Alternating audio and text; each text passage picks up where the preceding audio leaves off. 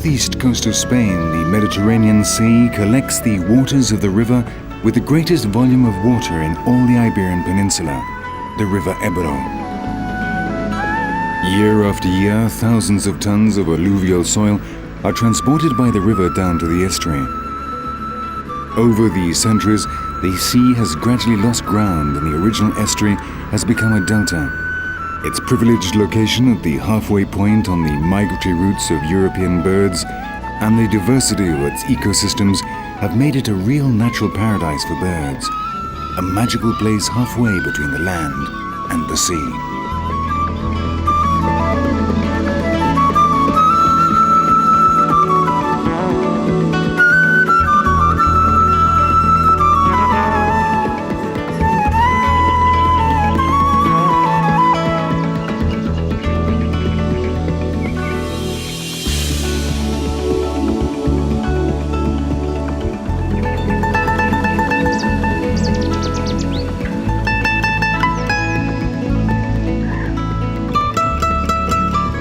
The delta has been subject to human intervention since ancient times. Canals and irrigation channels were opened. Many natural ecosystems were converted into farmland. Year after year, the area untouched by human activity was reduced, and nothing was done to stop it. It was not until 1983 that protective measures were finally taken. By this time, only 25% of this important natural area was still untouched. In order to guarantee its conservation, the Catalan regional government created the Ebro Delta Natural Park. After centuries of decline, this paradise could at last look to the future with hope.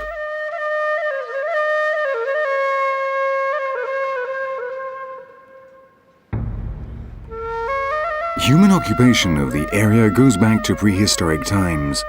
Roman fleets fought it out with the Carthaginians off these coasts in the 3rd century BC. After them, Jews, Muslims and Christians came to live here and left their mark on local culture and traditions.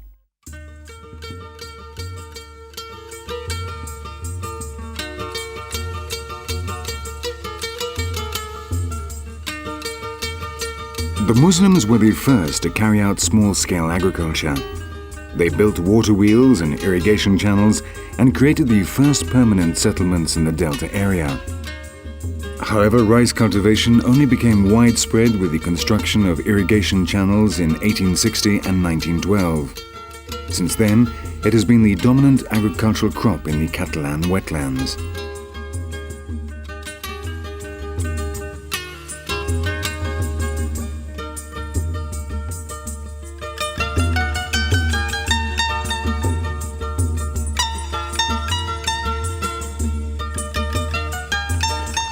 Rice, in fact, is still the most important crop for local farmers. In some cases, farming techniques and tools have remained unchanged despite the passing of time.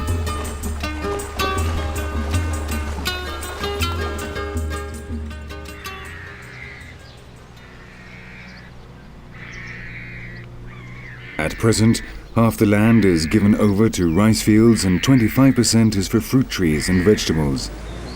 The only area not given over to farmland is the natural park itself.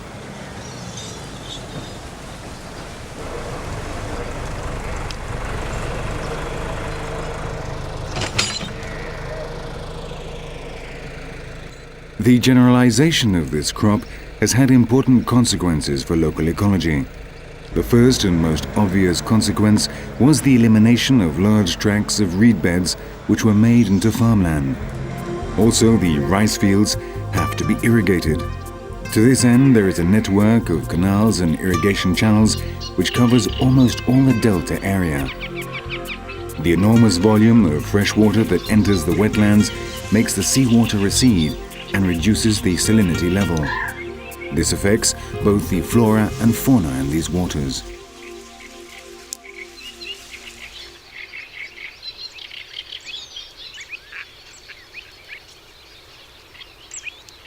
For the majority of birds, however, the rice fields are a source of food and a safe place to shelter from the threat of predators. 70% of the bird species of Spain can be found in the Ebro Delta. The variety of its ecosystems means that you can find typical coastal species, riverbank species, lake birds, and those that prefer terra firma. The most abundant are seabirds, but in the inland wetlands, the dominant birds are definitely the Anatidae or duck family.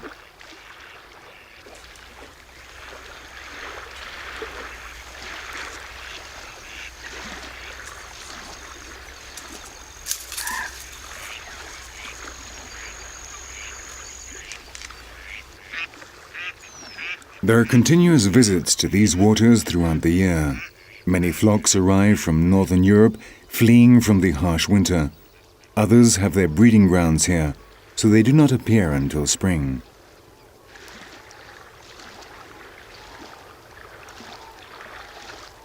Lastly, some Anatidae use the Ebro Delta as a simple resting place on their journeys of migration. They arrive from the north around about October, and before the year is over, they continue their journey south.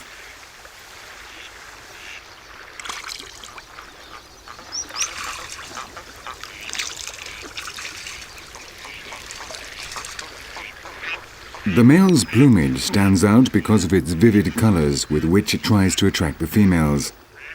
The females, however, do not need to attract anyone, and their priority is to protect their eggs. Their plumage helps them to blend in with the surrounding vegetation.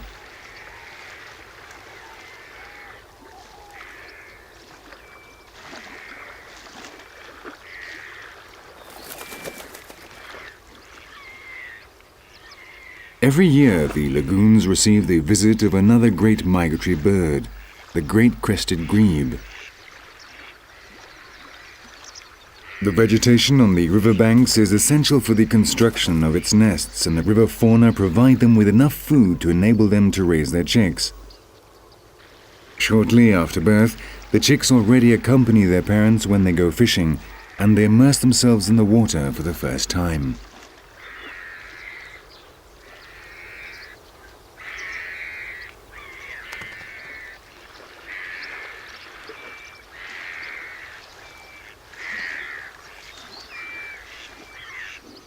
This wealth of fauna would not be possible if the waters were not also full of life.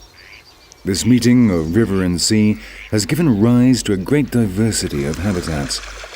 The waters that are nearest to the river are fresh, but as the coast becomes nearer, the salt level rises. This variety is reflected in the fauna.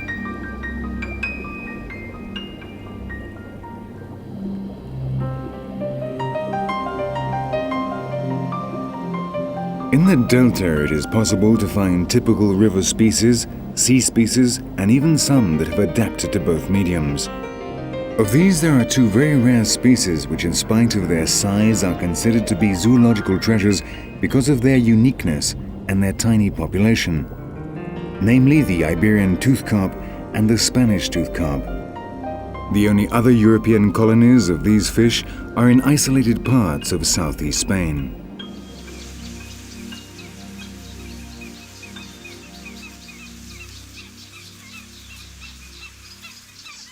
The shores of the lagoons and shallow waters in general are home to the most important bird group, the wading birds.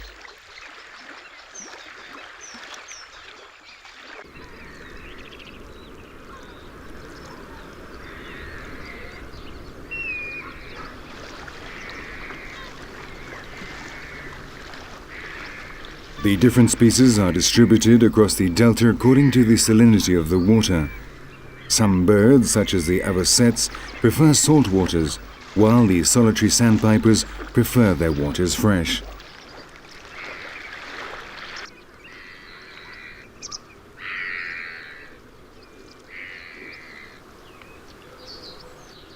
Ducks, avocets, black-winged stilts or herons cover the whole park and have made it the second most important aquatic habitat in the Western Mediterranean after the French Camargue.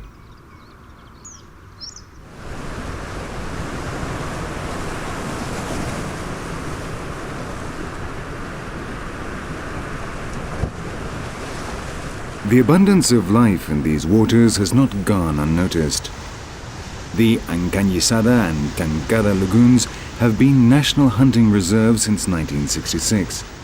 The fish supplies have also been tapped from ancient times, and the brotherhoods of fishermen already existed in the 12th century.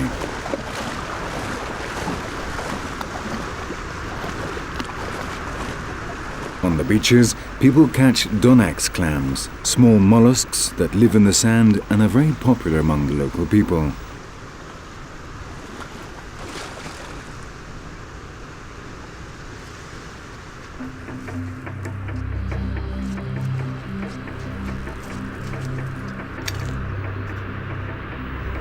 There is a very tight control over this activity.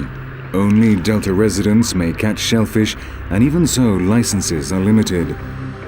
Thanks to this control and to the imposition of a closed season, sustainable catching levels have been set which do not endanger the population levels of this mollusk.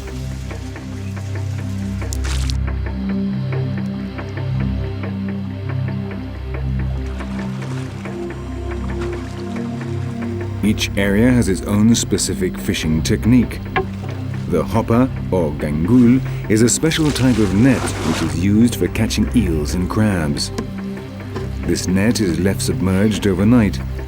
The next day, the fisherman goes back to the places where he left his nets, empties the contents into his boat, and then replaces the nets.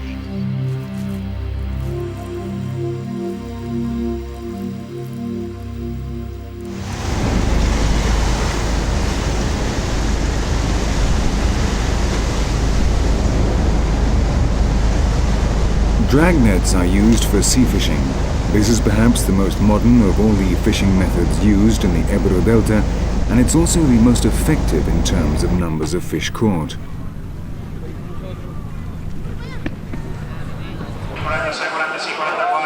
All the different types of fish and shellfish are taken to the local fish market where the catch is sold by auction to possible buyers.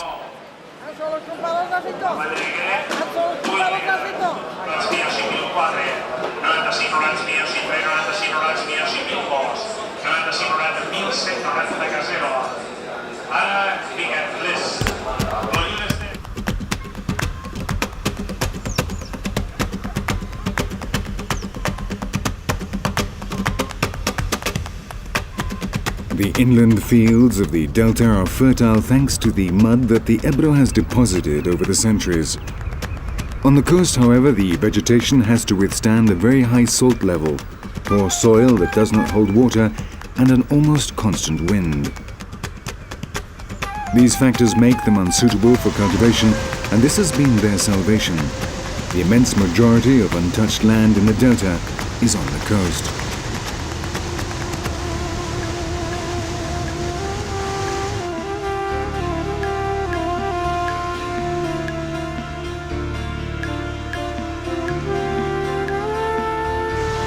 The coastal birds are also the most abundant in the natural park. There are some particularly important colonies. The slender-billed gull, for example, has its second biggest breeding colony in Europe here.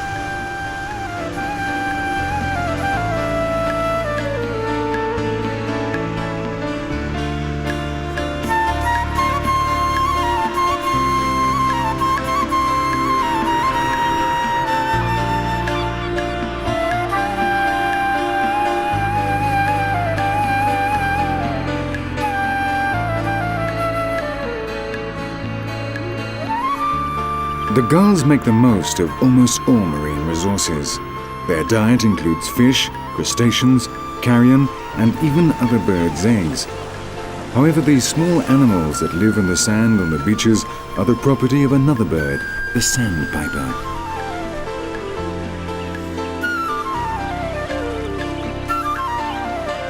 As the tide goes out, flocks of sandpipers run among the waves in search of food.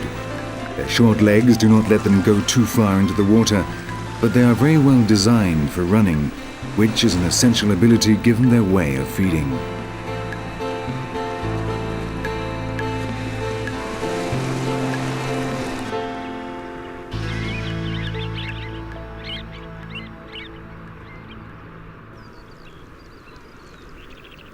The sandpipers belong to the same group as the avocets and the black-winged stilts. They are wading birds and, like other species of sandpipers, have chosen the coast as their home. One of them is particularly noteworthy for the peculiar way it feeds itself, the turnstone.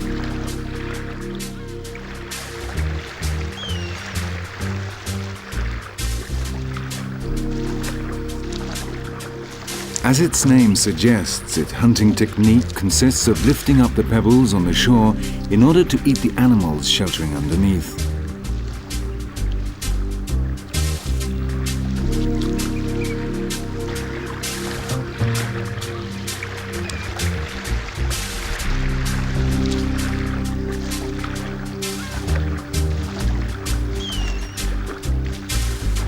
The turnstones only visit the Ebro Delta in winter.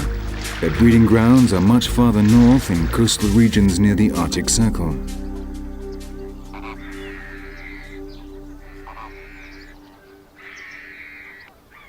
The salt lagoons of the Ebro Delta are visited every year by a legendary bird. The ancient Egyptians believed it to be the phoenix, the creature that burnt itself to cinders only to arise from the ashes the next day. Its pink pigment, which was like fire, or flamma in Latin, gave rise to a legend and is the root of its name, the Flamingo.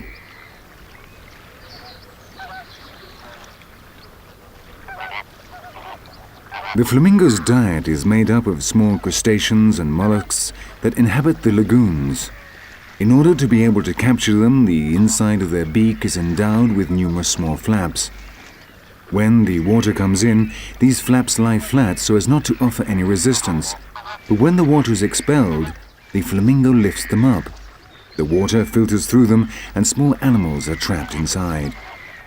While the beak carries out this operation again and again, the flamenco moves its legs to lift up the mud from the bottom of the lagoon, and the small crustaceans that make up its diet come with it.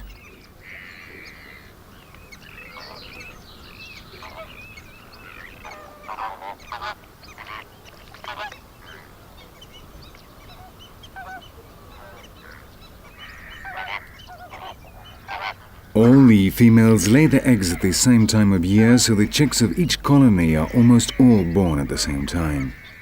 After 4 days in the nest, the chicks are gathered in large groups under the care of just a few adults. From this moment on, the parents will only visit their young to feed them.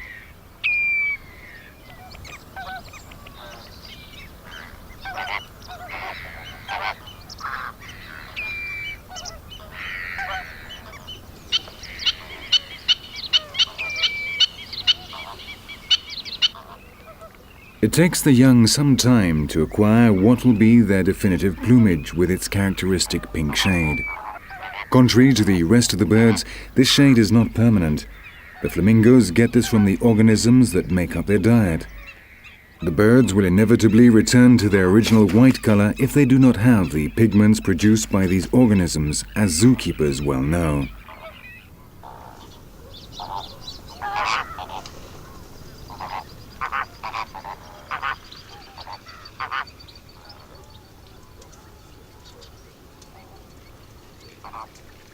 The only places in Europe where flamingos breed regularly are in the Camargue in France and the Laguna de Fuente de Piedra in Spain.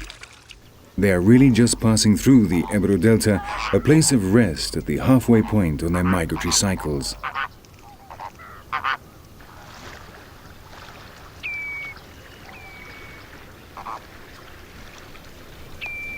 The majority of the European colonies moved to winter quarters in Africa. However, not all follow this example. Every year, a variable number of flamingos spend the winter in the saltwater lagoons of Spain. On some occasions, there are just a few, but in some seasons, there can be several thousand.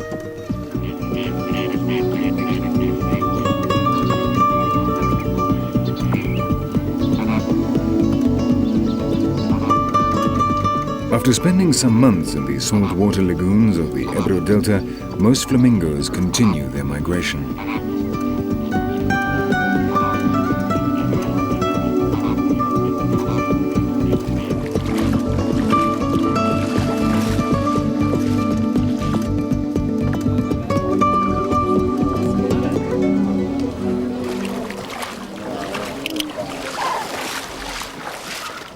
group of men and women are going to monitor the flamingo population in the breeding grounds of the Fuente de Piedra Lagoon, 600 kilometers south of the Ebro Delta. After a quick look around, they go directly to the nursery. The chicks are still too young to fly, so they have not been able to escape with the rest of the colony. They are soon pushed back against a wire fence.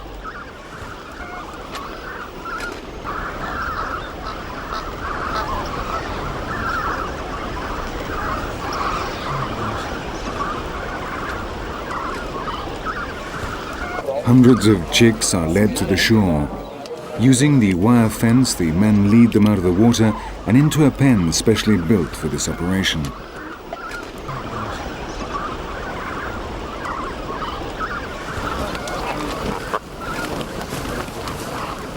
When all the flamingos have been enclosed, a few people go inside the pen and start taking out individual birds.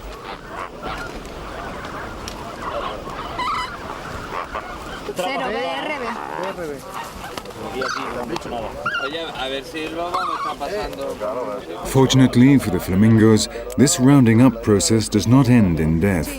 The only reason for capturing them is to ring them.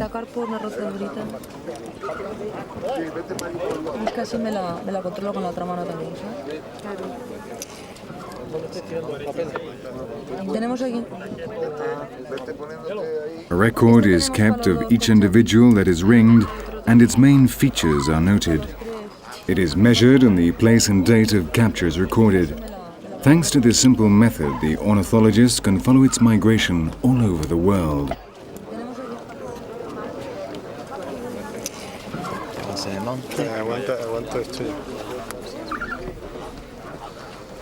At the same time as the birds are ringed, blood samples are taken and they are given a general examination. In this way, the vet can detect any illness or complication which may be affecting the colony. After the analysis, the chick is wrapped in a cloth and weighed.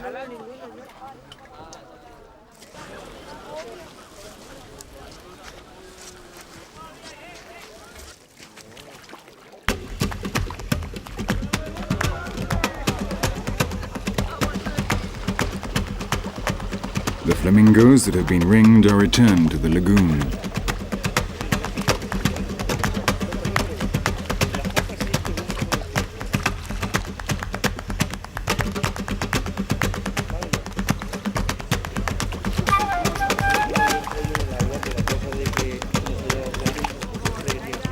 At last, it's the last bird's turn.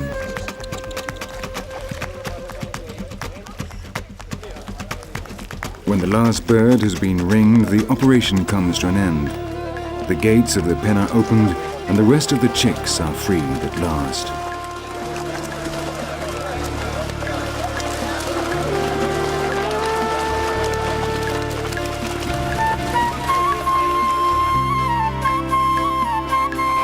Soon the chicks will be adults and the flamingos will fly south. Perhaps next spring, on their return to their breeding grounds, the flocks will once again stop over in a unique land, a natural paradise in northeast Spain, a place where a river meets its sea.